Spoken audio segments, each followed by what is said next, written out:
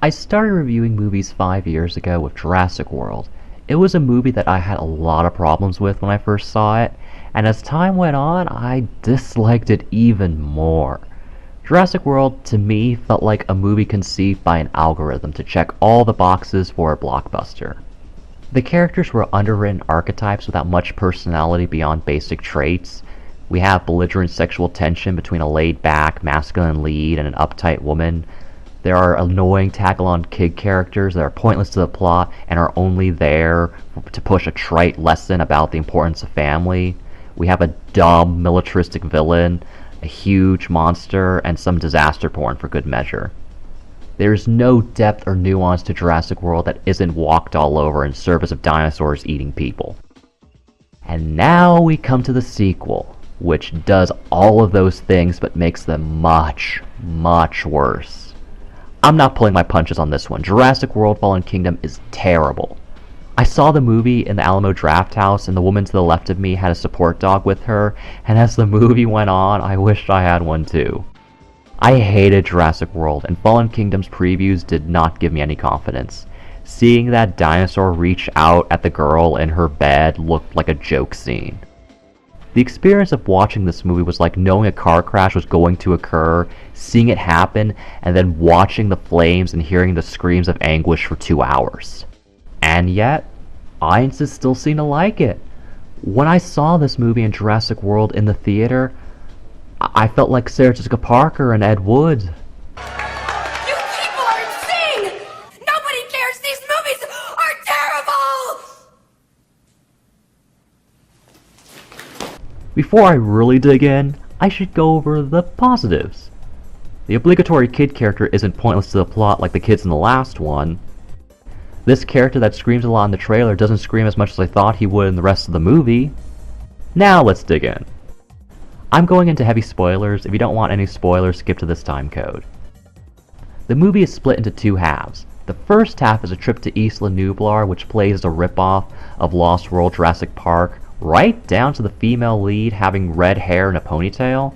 If I remember correctly, people didn't like Lost World Jurassic Park, so I don't understand why they would rip off that movie's plot wholesale. The second half is a completely different movie. It is a straight monster movie that takes place in a mansion owned by a guy who apparently worked with John Hammond from the first movie to make the dinosaurs. That connection is largely fan service window dressing. The monster introduced is a new compact version of the Indominus Rex from the last film called the Indoraptor. I hated the Indominus Rex, but at least she drove the entire plot. All the Indoraptor does is murder some fools, chase a little girl through a mansion, and then get killed by Blue the Raptor unceremoniously. He's a boss fight and that's it. He is stated to be an unstable prototype that lacks any sense of empathy or capacity to follow orders, which is why the villains need Blue's DNA as a template for subsequent versions. So the movie opens up with dumb mercenaries on the island getting killed by dinosaurs because they lack common sense and basic foresight. That isn't new. The Jurassic Park franchise is filled with idiot mercenaries that are only there to die. The movie falls apart when the protagonists are introduced, and it falls apart quite a few times later on. Chris Pratt and Bryce Dallas Howard reprise their roles as Owen and Claire from the last movie, and here's my first question. Why is Claire working for the animal rights group to save the dinosaurs from Isla Nublar's volcanic eruption? She was a businesswoman who rose up the ranks to become the manager of the most technologically advanced theme park and nature preserve in the world. She didn't have any strong affinity for the dinosaurs and saw them more as assets. Once the dinosaur droppings hit the fan, she experienced the full power and terror these dinosaurs could cause. She was the only character in the last film that had an arc, an underwritten and borderline sexist arc, but she did have one. And it wasn't about the dinosaurs. We also learned that she and Owen didn't work out again in a scene that is almost identical to their first scene in Jurassic World. On top of that, we get a role reversal where she wants to go to the island to save the dinosaurs and he wants to forget about them. That's backwards from their characterizations in the last film.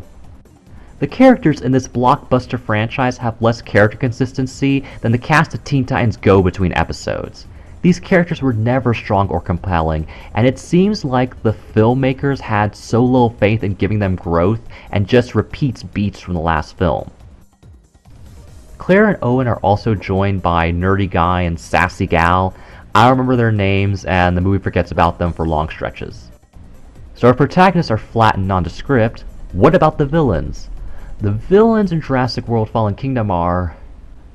oh, for the love of Gaga and all that is born this way. There are 3 villains: evil business executive, evil hunter, and evil weapons dealer. I don't remember their names, and you won't either. These 3 are the worst. Not just in that they are so wholly evil, shallow, and incompetent to the point of farce, but because they are some of the worst written villains I've seen in a motion picture. I have high standards for villains because villains can do so much to strengthen a narrative.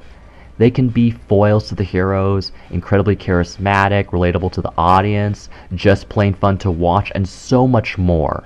These 3 guys are none of those things. They are, however, contemptuous walking flesh targets to get ripped apart by dinosaurs. And if the only marginally positive emotion I get from a 2-hour movie is schadenfreude from watching idiots get gruesomely killed by dinosaurs, you're doing it wrong. They are so shallow that they make Vincent D'Onofrio's character in Jurassic World look like Mr. Freeze from Batman the Animated Series. And now, we get into all the stupid things that happen in the movie because all the characters, especially the villains, are breathtakingly stupid. Smarmy corporate douche has the dinosaurs brought to the mansion to auction them off to criminals in a scene so corny that I expect to see Blofeld in the audience with his cat.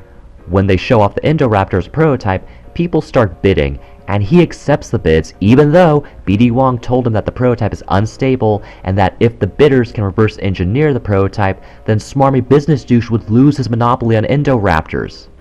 How does this greedy executive not understand basic economics? Him also letting the Indoraptor linger in the auction room leads to it escaping. Dumbass!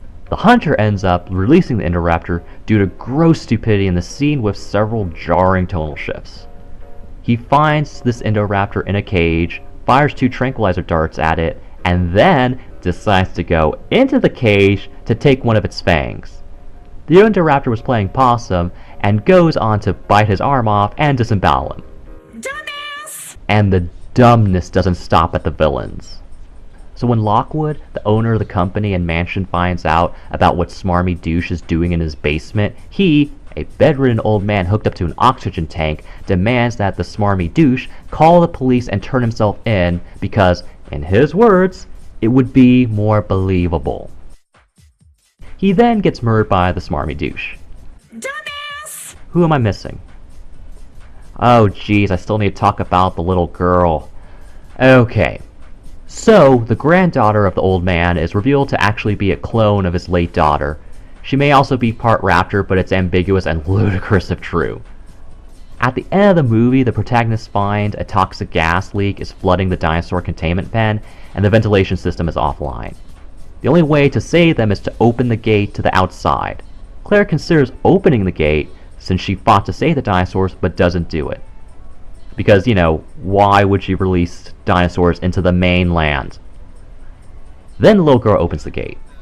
The justification is that the dinosaurs are living clones like she is. That could pose philosophical questions, but this movie is so blunt and tactless that any philosophical questions it poses all fall on their face. The old man also told the girl that her mother would have saved the dinosaurs. It is unknown if she would have released them into the mainland, causing immeasurable damage to the ecosystem by introducing several invasive species, some of which hunt and kill humans. So, yeah. Dumbass! The tagline for this movie shouldn't be "Life finds a way," it should be "Everyone's a moron." To be fair, that should be the tagline for all Jurassic Park films. Many people died in Lost World Jurassic Park because Julianne Moore brought an injured T-Rex cub to a research camp and then continued to wear a jacket that had its blood on it. Jurassic Park 3's plot wouldn't have happened if idiots didn't parasail near Dinosaur Island. The Indominus Rex wouldn't have escaped if the protagonist monitored her tracker before going into her enclosure. And those are only a handful of bad decisions. Jurassic World Fallen Kingdom is a terrible, frustrating, and grueling movie devoid of any emotional resonance that isn't superficial. I don't know if this was intentional, But the Indoraptor feels like a metaphor for this movie. It's a haphazardly made rehash of its predecessors that lacks the heart of the original.